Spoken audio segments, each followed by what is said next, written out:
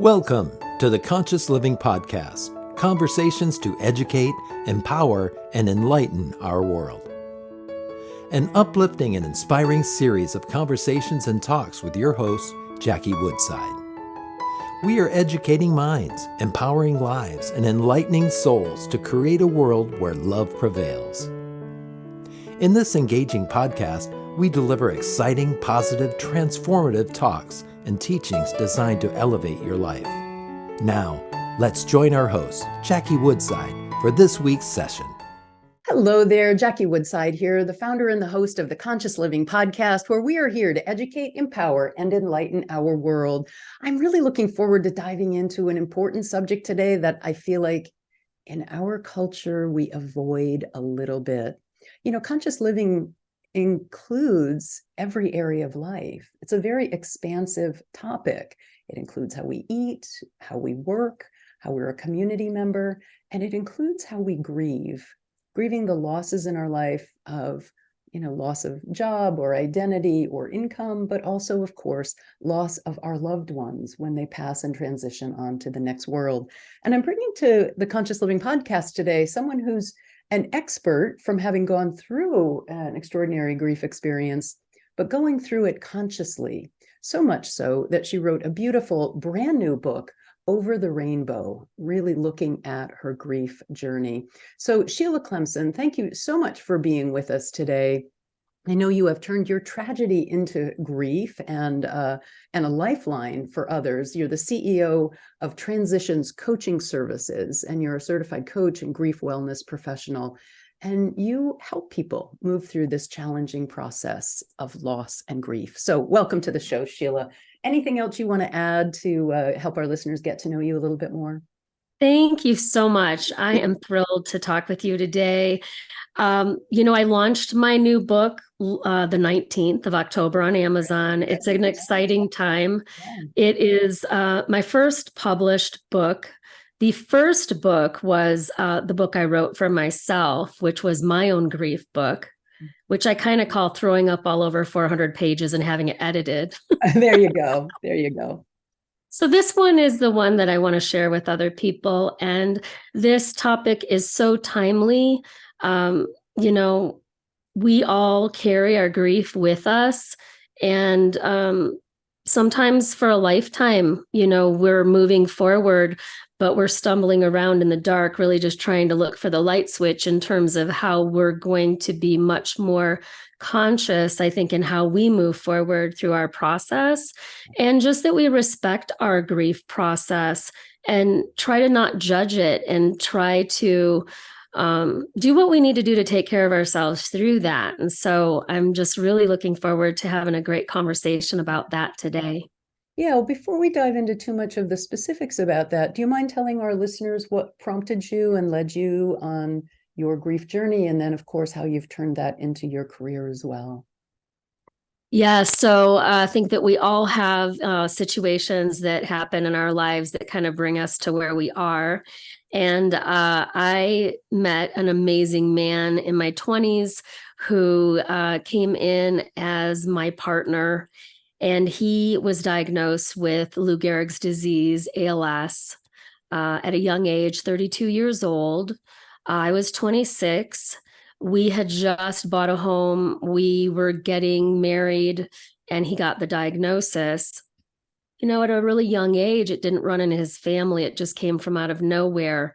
Because we were working on planning a wedding, he said, you really need to think about whether you're going to move forward on this journey with me. And I waited for him my whole life, and I wasn't going to not walk that journey with him.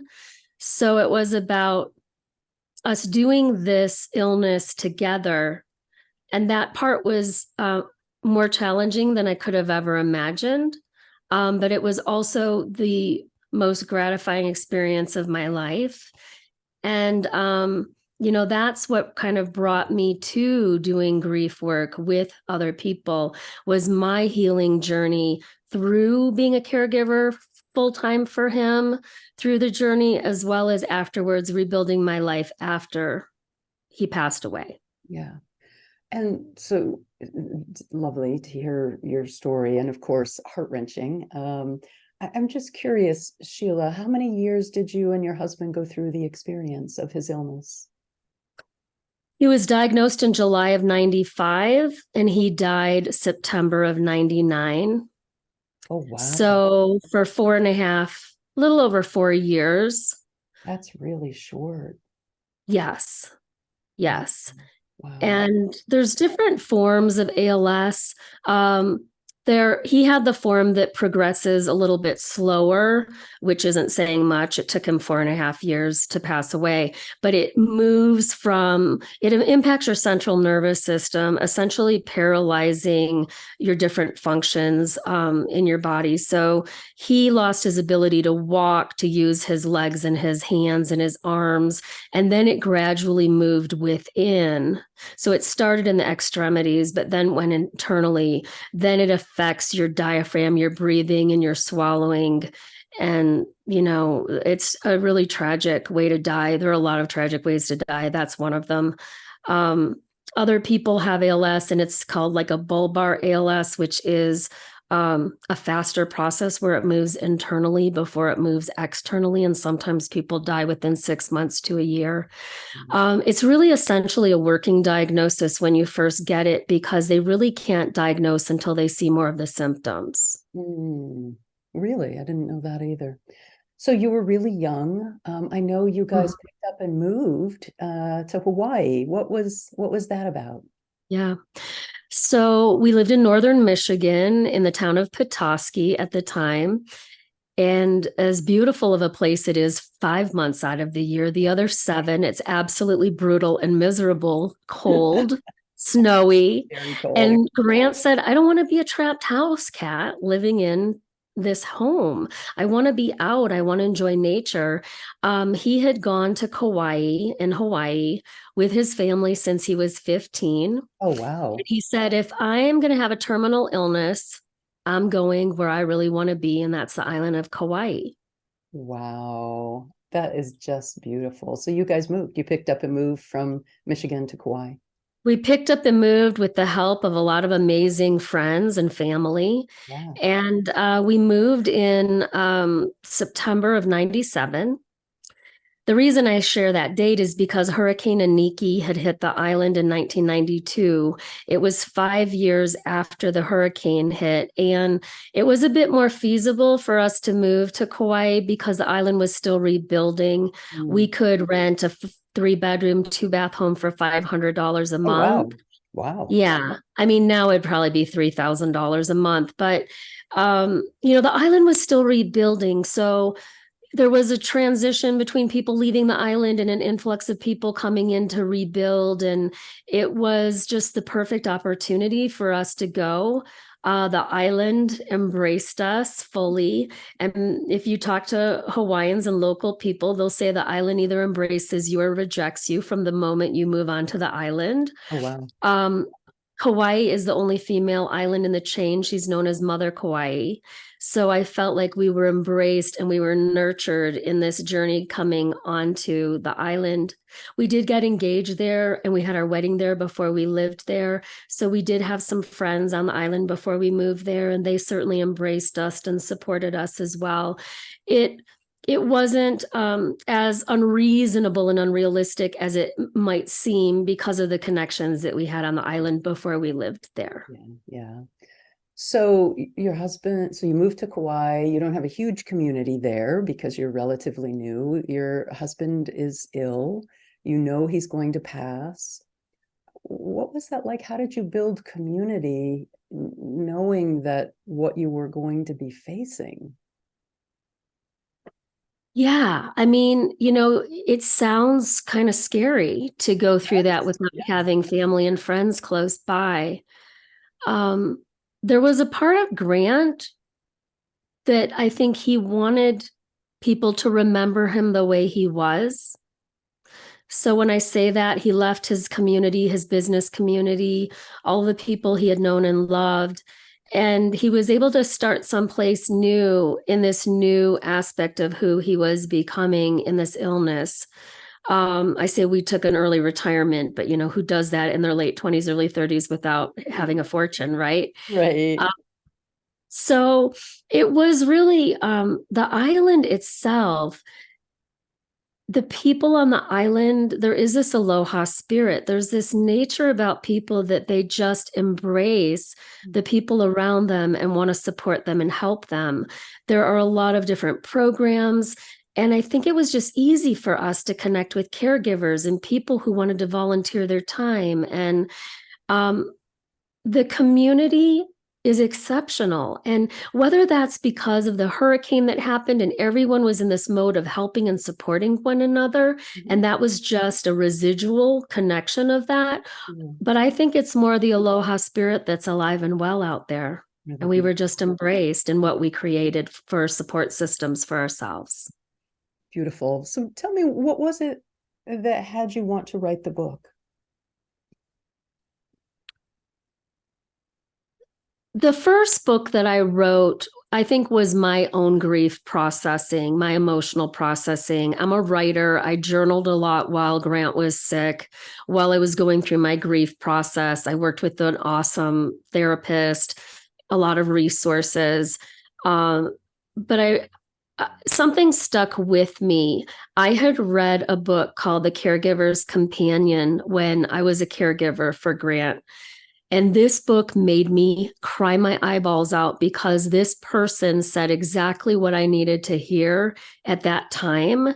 And I really realized how touching a book can be to helping and supporting people move forward who really maybe have no other support system or no other family or friends who can understand what they're going through.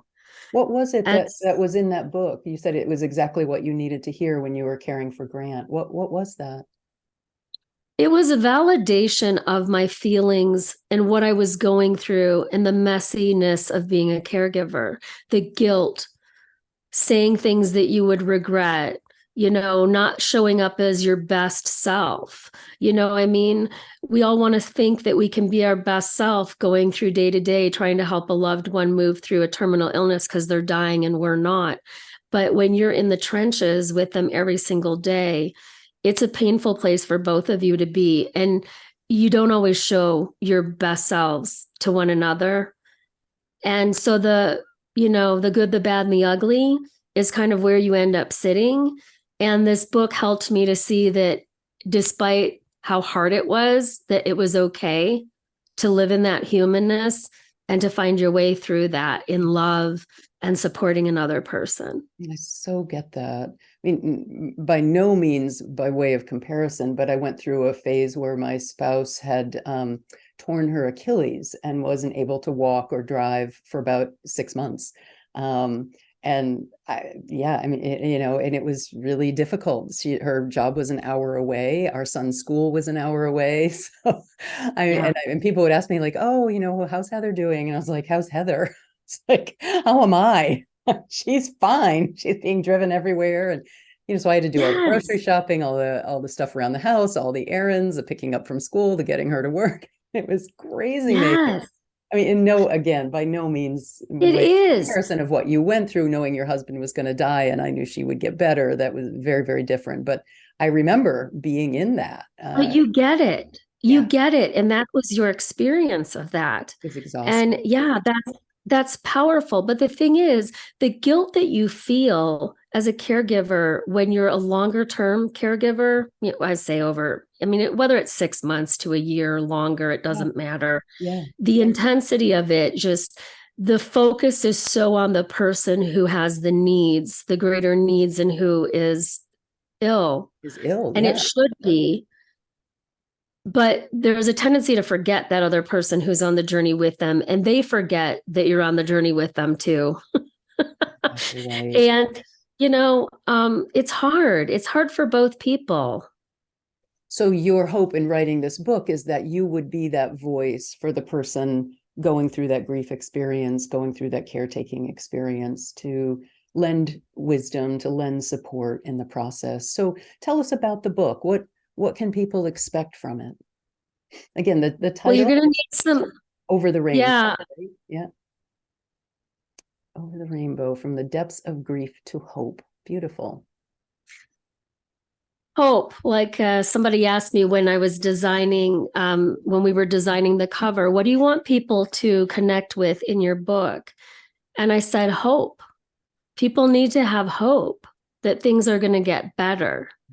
And so holding the space in the book for, I want to kind of be a hand, to hold that person's hand. And maybe they're in the grief pit, which is a term that I use in the book, which is, maybe in a dark place where they don't feel like they're going to be able to climb their way out, and that they have a hand they can hold on to know that they're not going to be there forever, that they are going to feel the sun again. They are going to be able to smile. They are going to be able to experience joy again and actually be happy.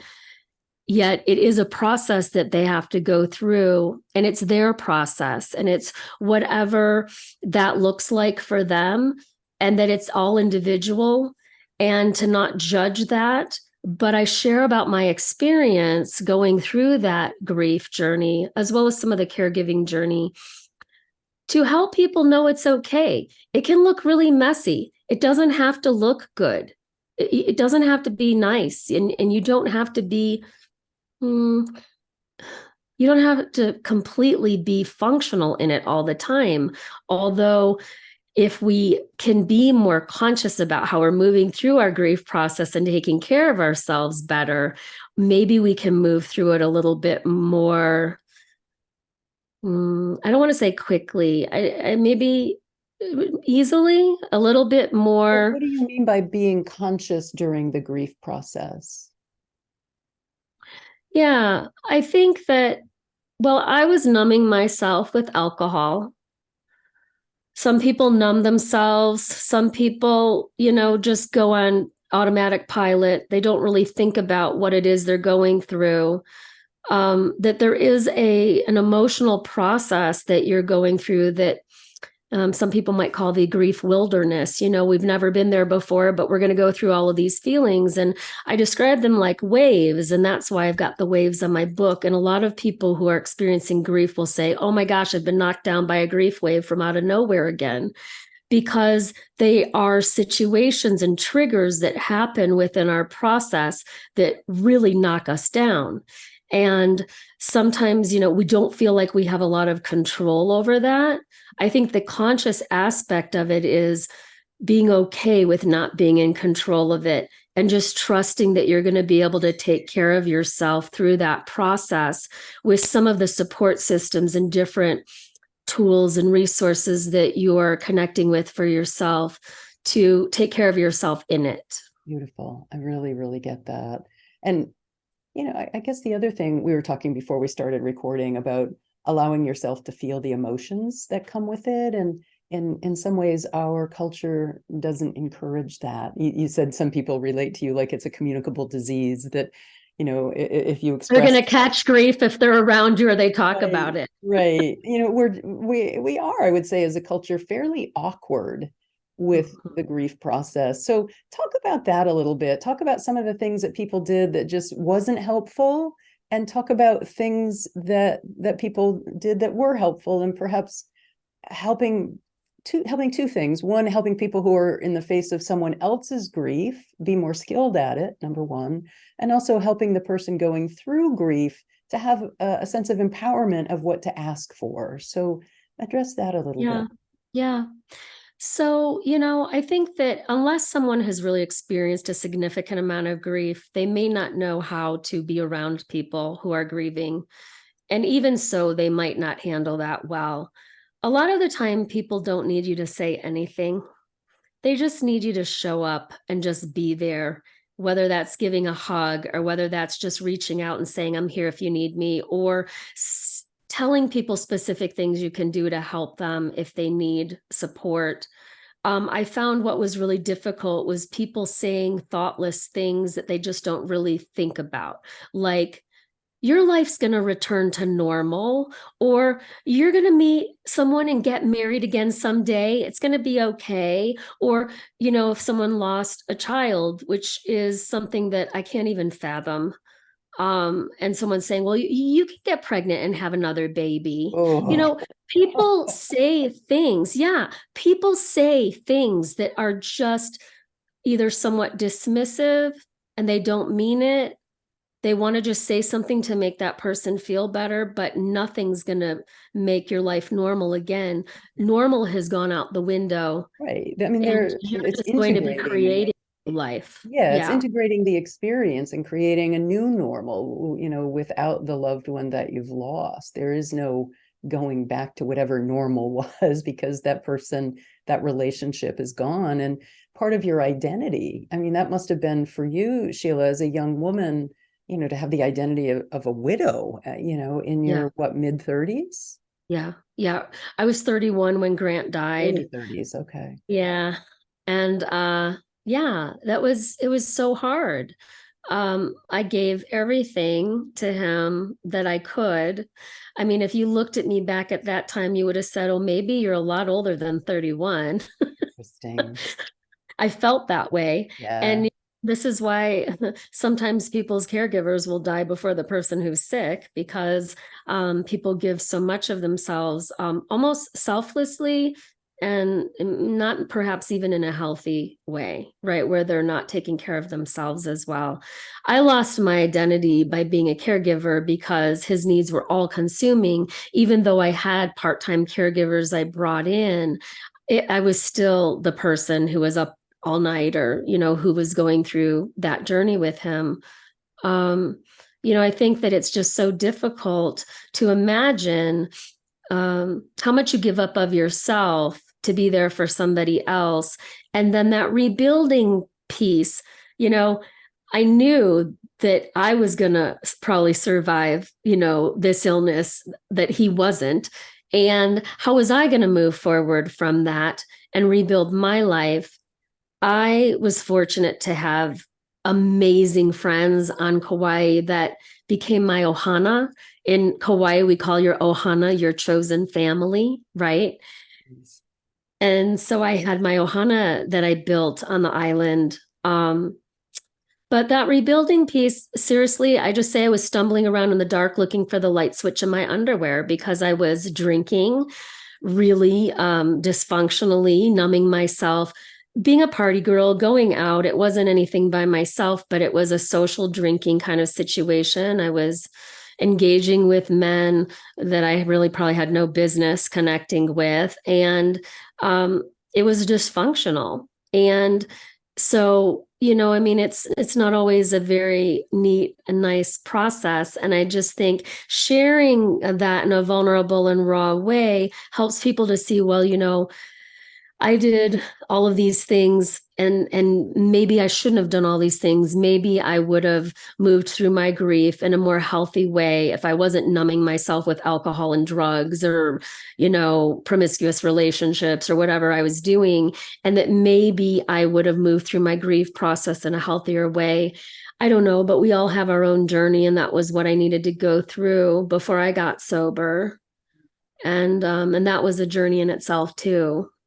I mean, it sounds like your grief process was long. I mean, I don't even know that it ever really stops, that it ever ends. It's an ongoing process of integrating what that relationship was with who you are, and then who you become over the course of your life. So talk about that a little bit, the grief process, where maybe the early phase of it was kind of messy for you, and things that you did, and then how it progressed over the years. Yeah, the early phase of it was anticipatory grief, right? If you look at Elizabeth Kubler-Ross and, her 5 stages of death and dying, there's definitely the bargaining and the denial, right? And you're living hand in hand with the bargaining and the denial. At one point, I would have bargained to just lose everything and just start over again if Grant could have his health back. Well, we got to see that experience in the Marshall Fire here in our community. We're in Louisville and Superior, where I live. People lost their homes and they had nothing but the clothes on their back, right? That bargaining piece is, so strong. The denial piece, I think, is somewhat functional in that, I would go on, show up for my professional career for 2 years. Grant did not want anyone to know he was sick when he was in his international sales job in Northern Michigan. He said, I worked hard my entire life to get this international sales position. I don't want anyone to know that I have this. And so, HIPAA, kind of progressed from 1995 to 97. And, we just had to really hold true to him not wanting people to know. So here I'm living a complete secret that my husband's dying and he doesn't want anybody to know. So there is walking into work every day with a grief mask on my face that nobody knows that I have a terminally ill husband. And yet I'm showing up in 2 different jobs in HR and quality and some other ways. And, my manager and closest colleagues knew, and I swore them to secrecy because I couldn't function over a certain amount of time. The anticipatory grief is, as the disease moved forward, Grant lost his ability to dance. He lost his ability to do certain things, right, that were a part of our relationship. So we lost these things gradually over time. And then you're grieving those losses, those mini losses, but they're activities that you did together. That could be singing, that could be, doing a lot of different things, hiking together, and he couldn't hike anymore, so there's those losses that you're trying to adjust to over time. And then at a certain point, we got to this place where he lost his ability to use his hands and his legs, and we kind of adjusted to that. And then it stayed kind of status quo for a little while. We were able to kind of regroup with bringing in the caregiving support and help we needed. But then it became more serious when he started having a problem talking or having a problem with swallowing. And that was gradual. But when it happened, it would kind of take you by surprise because maybe you were in a little bit of denial. Right. For me, I was living in anger. He was living in anger, and we were taking it out on one another. The bargaining piece was I dragged him to a Benny Hinn Christian Miracle Crusade from Michigan to Seattle. And he's like, well, I've never prayed that much in my life. And I don't know if it didn't really work. But you know what I mean? Like, I'm looking for all of these things that we can do. Hands-on healers. I mean, Reiki. I presented him all of these things that were coming in through me because I was so open to them and presenting them to him. And he's like either accepting it or rejecting it based on what he was willing to try and do, right? Which includes some energy medicine, energy healing. It also included some acupuncture and some other things. So, especially when you have an illness that nobody knows what causes it and they don't know how to treat it, right. You're struggling and you're looking for things, right? And so I can say that, all those different stages. And then at the end, after he dies, then you're kind of going through, the sadness and the depression. And I say that depression and grief is very different, right? So there's that healthy grief. And there is a depression quality about it sometimes when it's really severe and in the beginning that, I think that with your background, you could probably say a little bit more sometimes about processing and moving through some of those emotions. But, it takes on a different life after the person is physically gone. And then you're grieving what you don't have any longer, what you are never going to have unless you find that. For me, we didn't have children. Grant had asked me if I wanted to freeze some of his sperm before he died. And the hardest thing that I had to tell him was no, because the only thing that would kill me is if a child got this disease because of this, right? Not knowing what causes it.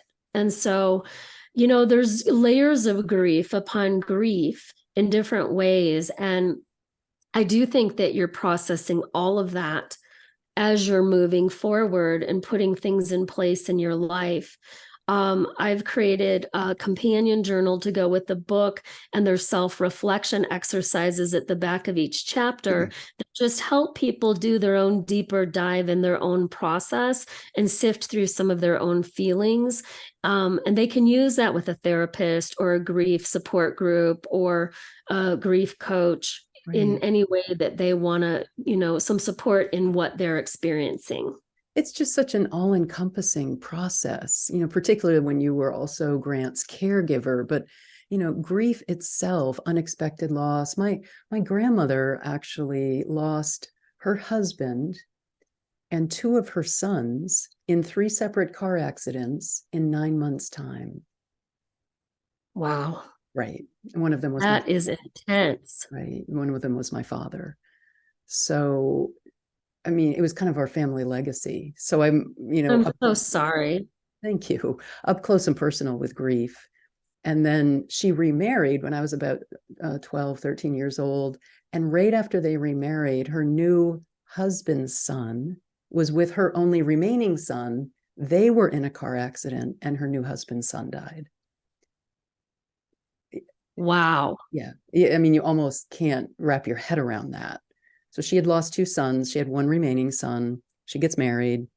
Her new husband's son and her son are out with their wives. We're in a car accident and her new husband's son died. Just unthinkable amounts of grief. So that was part of my... That tragedy, you can hardly even wrap your head around. Hardly wrap your head around it, right? Yeah, if I were ever going to do a screenplay, her name was Grace. My grandmother's name was Grace. And I would love to do a screenplay with the title They Called Her Grace, because she was just the most loving, gracious woman. And even she had Alzheimer's dementia and hadn't been in the community for 15 years. But when she passed, we had a wake and a funeral back in our home community. And I figured it'd be some cousins and my aunts and uncles and my mom, place was packed. And everyone had a story about Grace. And it was really quite a tribute to her and people remembering what she had gone through. So grief is a very central part of my life and my life experience as well. Well, what you're bringing up in this also, Jackie, is this resilience, right? Because it's, some people let life experiences like this destroy them. Yeah. And sometimes never rebound or come back. And other people who are able to also deeply love are able to somehow move through it and move forward in a resilient way that there's no judgment on any of that and what that's all about. It's just that somehow there's this piece of being able to find a way to move forward that some people are able to connect with. And I like to give people the hope that all of us can connect with that. There's a new movement in psychology and neuroscience of we're all familiar with post-traumatic stress syndrome. And now people are understanding post-traumatic growth syndrome. It's powerful. People who have gone through traumas are actually more resilient on resilience scores. And in fact, the more traumas people have gone through, the more resilient they show up as being in life. So you're right on by what you're saying there about the resilience factor. And certainly my grandmother was evidence of that. She was an extraordinarily loving, kind, generous woman, despite just horrific losses that she went through. Yeah. Wow. Yeah. Wow. Thank you for sharing that. That's powerful. Yeah, it was certainly a big part of my family legacy, and people really seeing her and me being able to experience that was very, very powerful. She was a really extraordinary woman. So Sheila, go ahead. Yeah. No, go ahead. I mean, I just wanted to share with you, just something that came out of the coaching training that I did moving forward also was, you're not your story. Yeah. As much as, your story is something you share with other people, you move forward and you can move forward and create your story moving forward. You can write your story. You can write your story, and make sure you're writing one that empowers you. Absolutely. So I want to say that that's what I'm bringing forward with this book as well, is sharing that story, but also showing people that you can write the ending of your story too. I love that. You've been an extraordinary guest with an extraordinarily important topic that I'm just so glad that we had the chance to bring this to the Conscious Living podcast. Yeah. So people can get your book Over the Rainbow on Amazon. And where can they find you and more information about your work? Yeah, you can find me on two separate websites, SheilaClemenson.com, as well as Transitions with an S, Coaching Services with an S.com. Beautiful. Yes. Beautiful. Well, thank you so much, Sheila. I know people are going to want to maybe hear more of your wisdom or perhaps connect with you about their own grief process. And I'm just so glad that you brought this to our space today so we can all be a little bit more resilient and more present to what we're going through in all of our lives. So thank you so much. Thank you so much, Jackie. I appreciate being here today. You bet.